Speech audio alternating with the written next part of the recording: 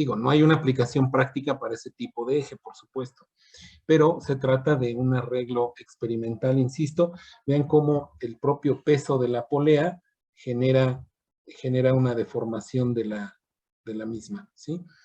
Necesito que me digan si se ve continuo el video, si no se ve continuo, para hacer algo, a ver qué se puede hacer.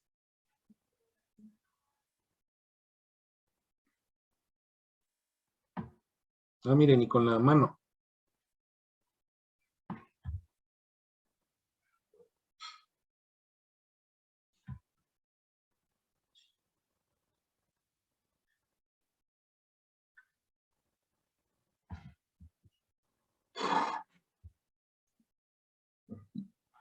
Ahí se nota la vibración del eje, ¿verdad? Muy gráfica.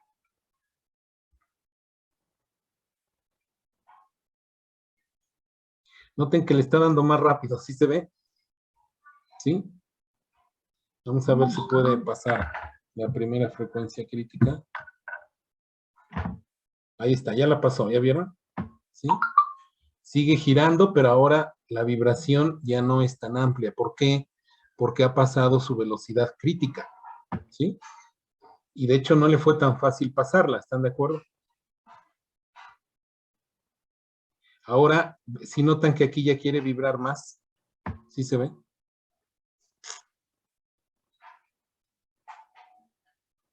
Ya lo soltó, miren.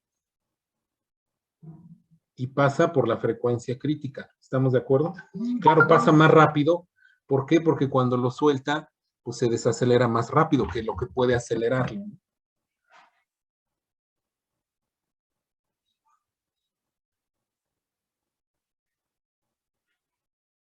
Observen, ahí lo suelta, ¿eh? Vean cómo va a pasar por la frecuencia crítica. Aquí todavía no vibra tanto. Vean.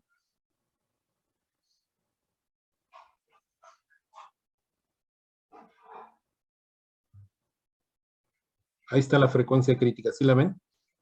Esa es la frecuencia crítica del eje. Es muy baja.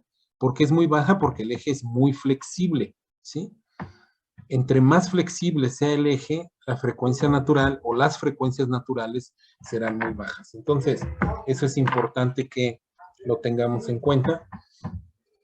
¿Cómo es que, en este caso, la frecuencia, bueno, primero, un eje? ¿Cuántas frecuencias naturales tiene un eje? ¿Qué me dicen? ¿Cuántas frecuencias naturales tendrá un eje?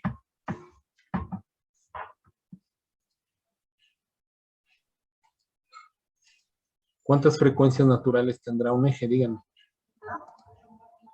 Yo creo que infinitas. Ok, ¿por qué, Arely? Bueno, van a ser como a diferentes,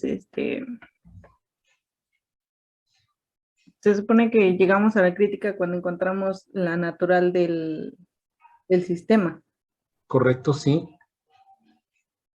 pero Ajá. bien no recuerdo por qué son muchas.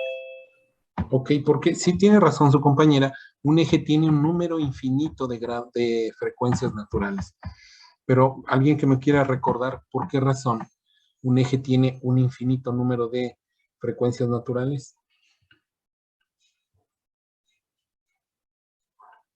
A ver, ¿por qué razón?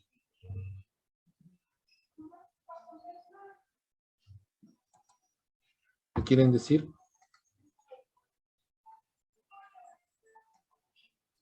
¿Por qué tenemos un número infinito de frecuencias naturales?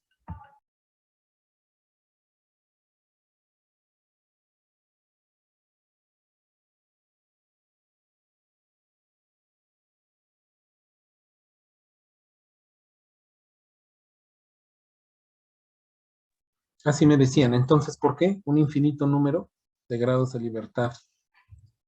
Justamente por eso, por el infinito número de grados de libertad que tenemos, ¿sí?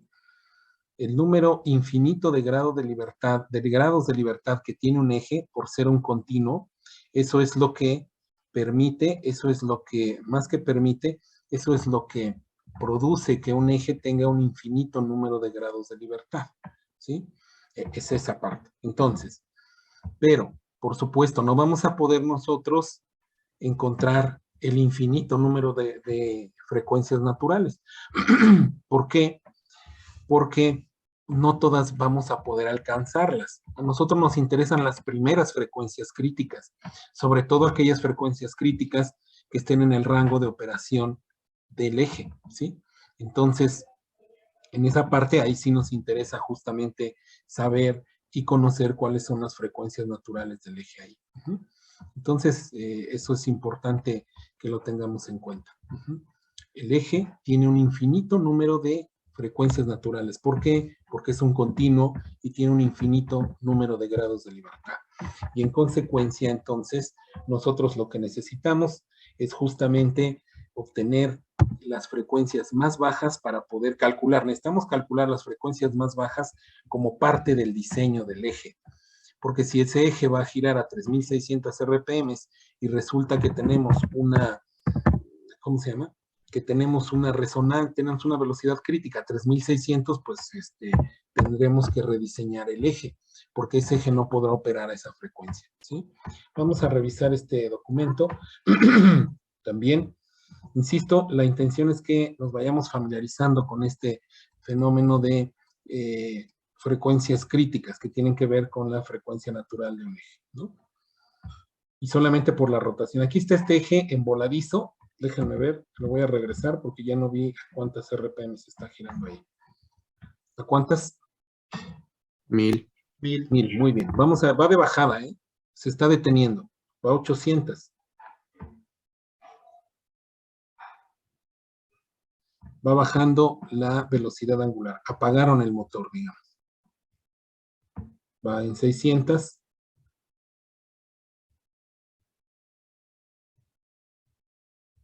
$575.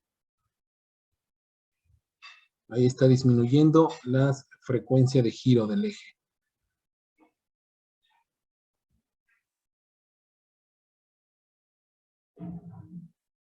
Notan cómo la vibración es mucho más alta que a 1000 RPM. 512, miren, ahí está. Bueno, está en voladizo. Además, insisto, es una forma de exagerar. Bueno, ahí ya se rompió el eje. Ya ocurrió una falla catastrófica en esa parte.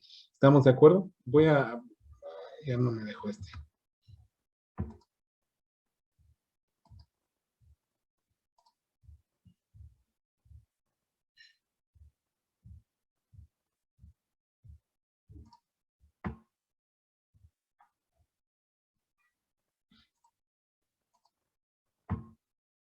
Aquí va al principio 1000 RPM.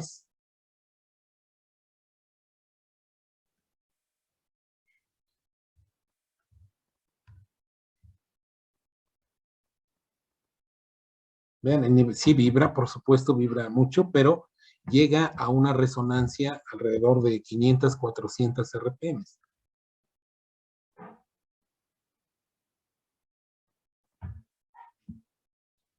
Entonces, un eje nunca debe de estar operando a una frecuencia natural, ¿sí? Porque entonces genera falla, independientemente de que esté bien balanceado. Entonces, por eso es muy importante al momento de diseñar ejes que su frecuencia natural no esté cerca de la frecuencia de operación.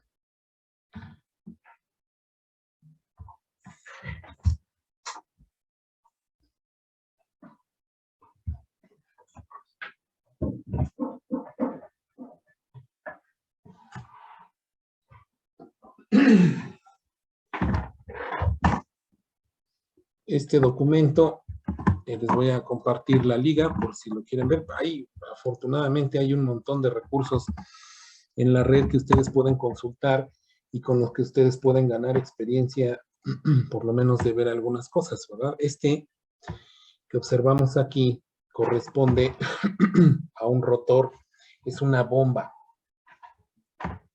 Es el rodete de una bomba centrífuga, como pueden ver ustedes aquí. Y entonces esta es el proceso de balanceo, ¿sí? Es el proceso de balanceo de un rotor.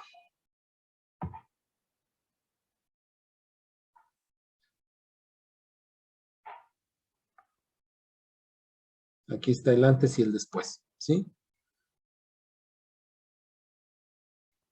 Por supuesto, aquí quisiera comentarles, está montado en una máquina balanceadora, ¿sí? Es decir, este rotor, este soporte que vemos aquí, por supuesto tiene acelerómetro, tiene un acelerómetro aquí también, y tiene un soporte muy flexible, ¿sí? ¿Para qué? Justamente para poder tener un mejor balanceo. Bueno, este no es el soporte de la máquina, ¿estamos de acuerdo? Sí se ve la flexibilidad del soporte, ¿cierto? Todo esto que ven ustedes aquí es un soporte para balancear rotores. Observen ustedes que hay una banda plana, ¿sí la ven? Esta banda plana es provisional, no es como se mueve este rotor. Este rotor lo mueve un motor eléctrico o un motor de combustión interna o una turbina.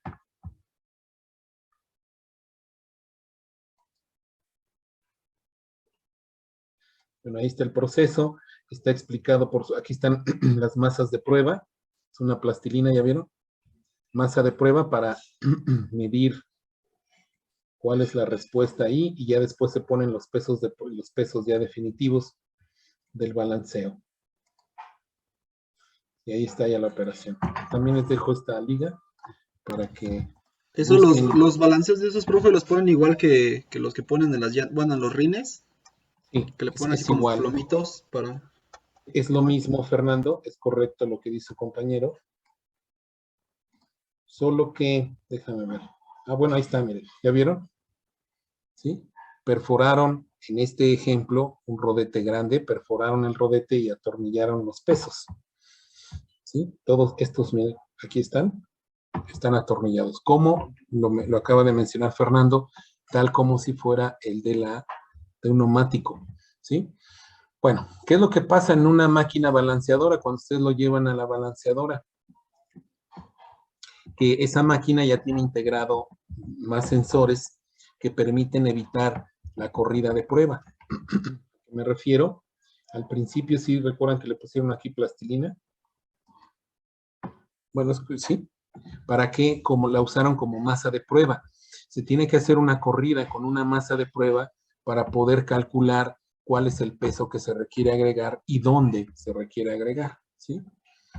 En un vehículo, cuando ustedes lo llevan a que lo balanceen, no hay necesidad de esta masa de prueba. Ya la máquina está instrumentada de tal manera que detecta dónde la posición y la masa que hay que agregar, ¿sí? ¿Estamos de acuerdo? Bien. Entonces, esto que estamos revisando tiene que ver justamente con la velocidad crítica en ejes y la importancia que tiene de que nosotros podamos calcular justamente esa velocidad crítica, ¿sí? Eso es lo importante. Entonces, y a eso se refiere justamente con este tema. Bueno, vamos a comenzar entonces con esta parte que tiene que ver justamente con la velocidad crítica en ejes. Les voy a enviar este archivo también para que lo tengan. Este no viene en el texto, no viene con esta amplitud con lo que necesitamos en este caso, poderlo revisar, ¿no? Ya todos llevaron vibraciones mecánicas, ¿cierto? La fórmula general así sencillita de frecuencia natural, ¿cuánto es? ¿Cuánto vale? ¿Cómo es esa fórmula de frecuencia natural? ¿Me dicen? Raíz de K sobre M. Exactamente. Raíz de la rigidez entre la masa. Si yo aumento la rigidez, ¿qué pasa con la frecuencia natural? Si yo aumento la rigidez, ¿qué pasa con la frecuencia? Aumenta la frecuencia. Si aumento la masa, ¿qué pasa con la frecuencia, Emanuel? Disminuye. Disminuye la frecuencia natural. ¿Estamos de acuerdo? Bien, aquí me interesa esta parte. Fíjense, no la mencioné con detalle, pero vale la pena que la comentemos. Una cosa es el desbalance y otra cosa es operar a una velocidad crítica. Son cosas diferentes, ¿sí? Vean. Y déjenme aquí anotar esto porque vale la pena que lo apunten ustedes también, ¿eh? Porque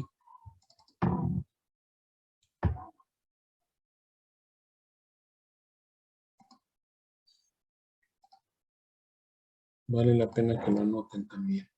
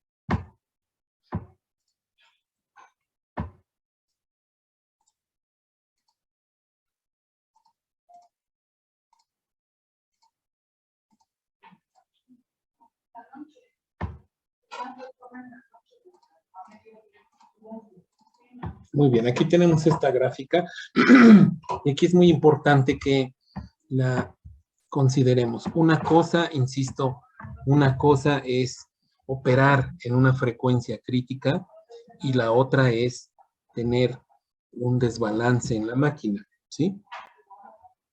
Eso es importante distinguirlo. En esta imagen que vemos aquí, que nos muestran el antes y el después, aquí está el antes y cómo vibraba, y el después que viene a continuación, ya balanceado, ¿sí? ¿Estamos de acuerdo? Entonces, insisto, no hay que establecer muy bien la diferencia entre estos dos. Primero, en este caso, no encontré un ejemplo donde nos permita ilustrar justamente el balanceo. Este beta que vemos aquí no corresponde justamente al desbalance, pero tiene que ver, es muy parecido. Entonces, asumamos en esta imagen que tenemos aquí, de que beta significa el desbalance, ¿sí? Entonces, bueno, el inverso del desbalance en todo caso. Entonces aquí, este sería, caray, porque me salió como otra vez. Que se me desconfigura esto.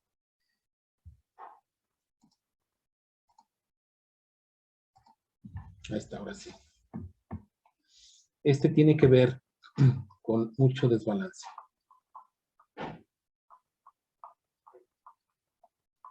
Aquí este es amortiguamiento, ¿no? También opera y se comporta de una manera similar. Y acá esta sería con poco desbalance. ¿Estamos de acuerdo? ¿Sí?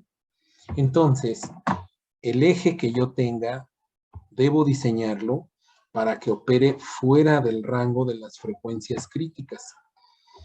No quiere decir esto que no se deba balancear, por supuesto que se debe balancear, ¿verdad? Entonces, en este ejemplo, consideremos esta operación aquí, en ese punto que estoy marcando, o en esa línea que estoy marcando, ahí está.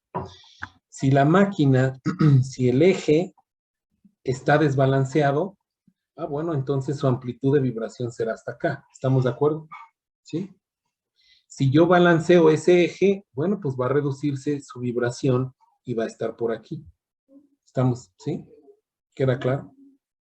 Pero es una cosa muy diferente que yo tenga un eje operando en la frecuencia crítica. No sé si me explico, ¿sí?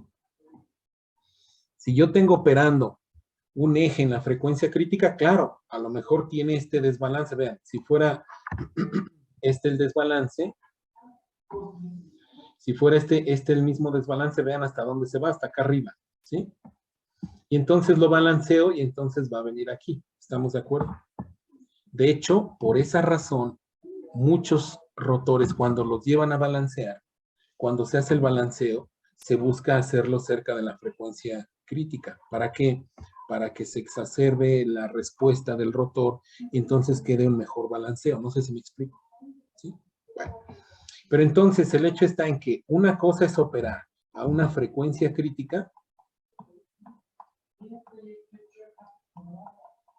y otra cosa es balancearlo. ¿Estamos de acuerdo? ¿Sí? Son dos cosas diferentes. Bueno, entonces, el hecho está en que nosotros no queremos diseñar un eje que esté operando a una de sus frecuencias críticas. ¿Estamos de acuerdo? ¿Sí? Entonces, anoten esta diferencia, por favor. Justamente esta es la frecuencia crítica, donde omega es igual a omega n. Entonces, esta sería la frecuencia crítica. Déjenme anotarla bien. Frecuencia crítica.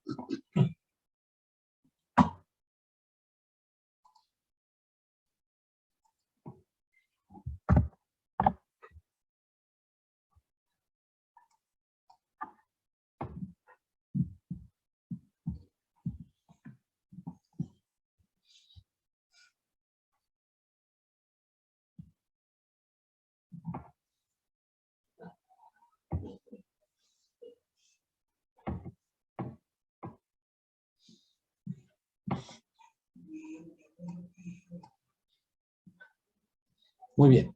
Vamos entonces a retomar esta parte de las frecuencias críticas en ejes, ya que tenemos un antecedente, un mayor antecedente en esta parte, ¿sí? Bueno, entonces, todos los ejes van a tener vibración, eso es inevitable. Todos los ejes tienen un desbalance residual, van a tener cierto desalineamiento, etcétera. Entonces, cierto juego también mecánico, entonces siempre va a haber vibraciones en los ejes. Normalmente la velocidad crítica más baja, es decir, la primera, y muchas veces la segunda son las que tienen relevancia. Más allá de la segunda, ya no tiene relevancia. Entonces, sí, el eje tiene un infinito número de frecuencias naturales, las que me interesan son las más bajas. Dependiendo, por ejemplo, a ver, ¿qué rotor ustedes tienen referencia? ¿Qué eje? Que gira a más revoluciones por minuto. El más rápido que tengan referencia ustedes, a ver. Díganme. Un eje. A ver, Marco. ¿Qué eje? El eje cardán. ¿Te refieres al de una camioneta, por ejemplo? ¿Hasta qué revoluciones por minuto opera? Que tengas referencia.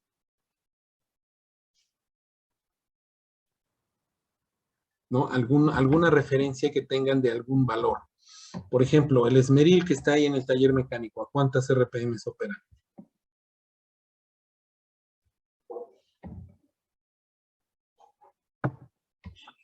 Es que no, tienen que ser más observadores, en lo que en su experiencia cotidiana, a ver, en su auto, ¿hasta cuánto gira el cigüeñal de su vehículo? No me van a decir que no saben. Nada más no han visto. A ver, ¿Tiene alguno de límite? ustedes. de 7000, ¿no? Que ya es cuando lo marca en rojo, que es cuando hacemos las 7000, velocidades. exactamente. Pero por lo 7000, general, ¿qué? ¿De 3000 a 6000? Como por ahí 5000, ¿no? estamos de acuerdo, ¿sí? Lo que acaba de decir su compañero es correcto. Hasta 7000 RPMs en general es que se recomienda que gire el cigüeñal de su motor. ¿Estamos de acuerdo? ¿Sí? Y normalmente la velocidad más alta, bueno, antes, ahora ya es menos, pero la velocidad más alta en la caja de transmisiones era el paso libre de la velocidad del cigüeñal a la velocidad del eje o del cardán que nos acaba de hablar Marco, ¿sí? Esa es la cuarta. En un vehículo de 4 velocidades, la velocidad 4 es 1 a 1, ¿sí? Un giro del cigüeñal corresponde a un giro del cardán. ¿Todos tienen referencia a qué es el cardán, por cierto? No. ¿Sí o no? ¿No? A ver, Marco, platícanos, ¿qué es el cardán?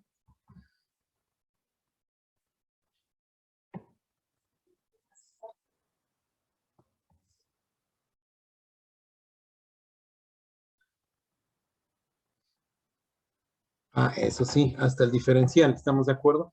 Entonces, desde la caja de velocidades hasta el diferencial es el cardán, justamente. Y este se ve, es mucho más claro, bueno, sí, es mucho más claro en una camioneta, en un camión.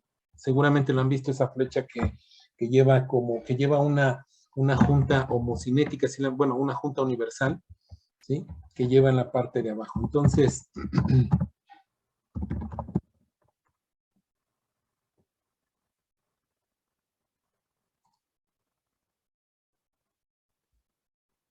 miren, esta es la imagen que encontré, que es este, miren, ¿sí lo ven? ¿Sí? Este de dónde sale, pues sale de la caja de velocidades. Así se ve el eje cardán. Dejen ver si tenemos otra. Aquí está, miren. Visto desde abajo del motor, es este. ¿Sí? ¿Cómo es este eje? ¿Dónde está? Ya perdí a este canijo. Marco, te moviste, tu foto se movió por alguna razón. ¿Cómo es este eje, Marco? ¿Es sólido o es hueco? Es hueco, ¿sí? Es un eje hueco. Y de hecho, fíjense, algunos para evitar ruido, para evitar vibraciones, tienen un recubrimiento interno como de un cartón, más o menos. Ahí tiene adherido para aumentar la fricción y que genere menos ruido, menos vibración. Bueno, entonces,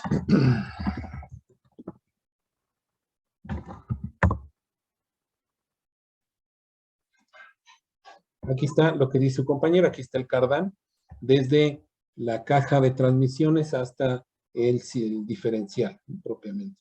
Ahí es donde está el cardán. Bueno, entonces, ¿sí lo están viendo? Bien. Entonces, ¿qué otro eje conocen su velocidad de operación? Ya tenemos 7000 máximo, como menciona Luis Fernando, hasta 6000 es una operación más o menos aceptable. ¿Qué otro eje conocen? Las RPMs, a ver. Javier. Bueno, el Esmeril creo que gira 4500, ¿no? Sí, normalmente los motores eléctricos en general, ¿a cuánto giran? Los motores eléctricos en general. A ver. ¿A cuánto giran los motores? No puede ser, no me hagan esto, por favor. ¿A cuánto gira un motor eléctrico?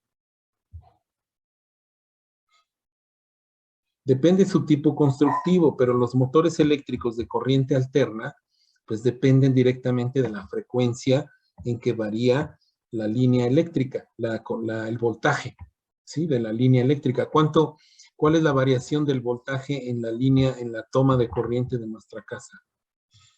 ¿Cuál es esa frecuencia con la que cambia la polaridad? No los escucho.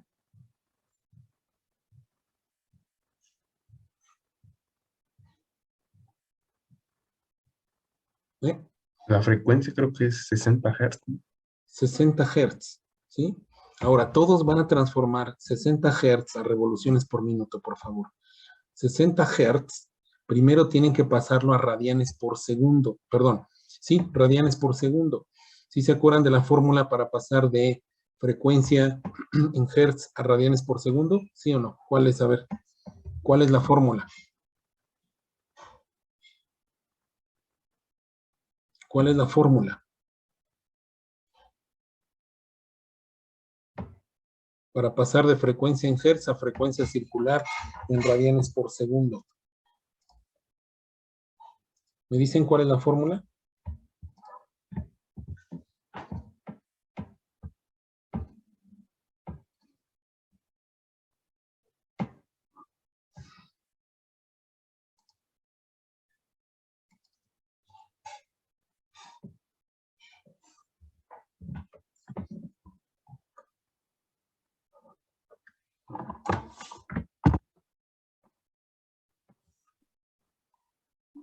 La fórmula para pasar de Hertz a RPM.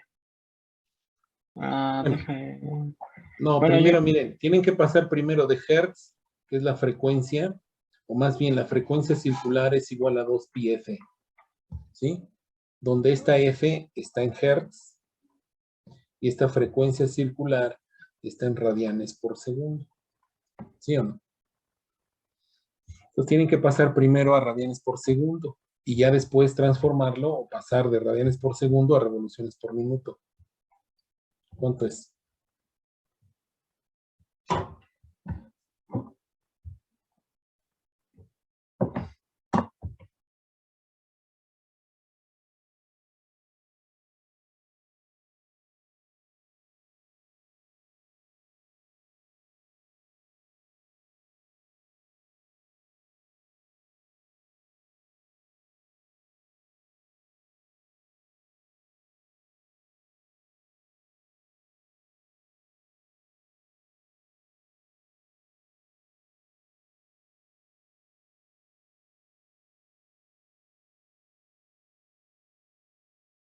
¿Qué querrá decir minuto a la menos 1? A ver.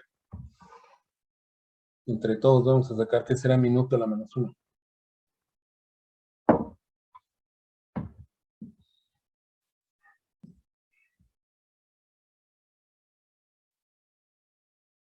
Es otra forma de poner revoluciones por minuto, ¿no? ¿Desde cuándo a cuándo, Marco, va? ¿De qué rango?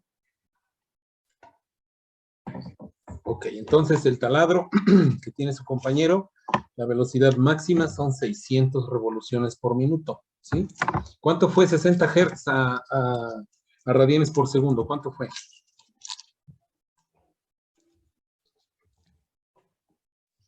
$376.99. 300. 76.99. Son radianes por segundo. Ahora, por favor, pasen este a revoluciones por minuto.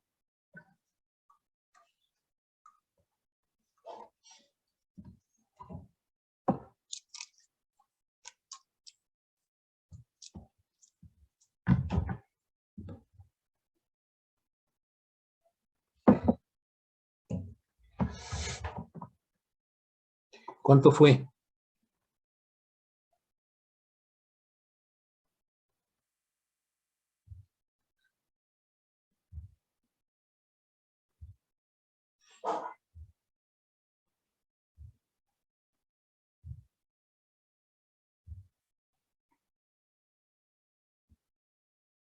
¿Cuánto fue, Noé?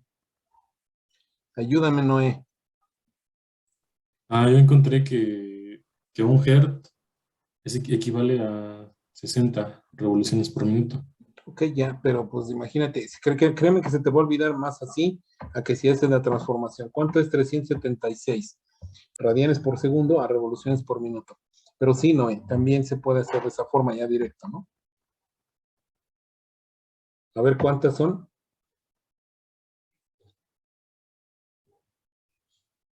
¿Cuántas revoluciones por minuto serán? A mí me dio 3600. 3600 revoluciones por minuto o RPM, ¿sí? Entonces, si es un motor eléctrico de corriente alterna, dependiendo del tipo constructivo, lo vamos a encontrar de 3600 RPM. ¿Qué otra velocidad será? A ver, ¿qué otra? Díganme otra a la que operan los motores eléctricos. 3600 es una, ¿qué otra?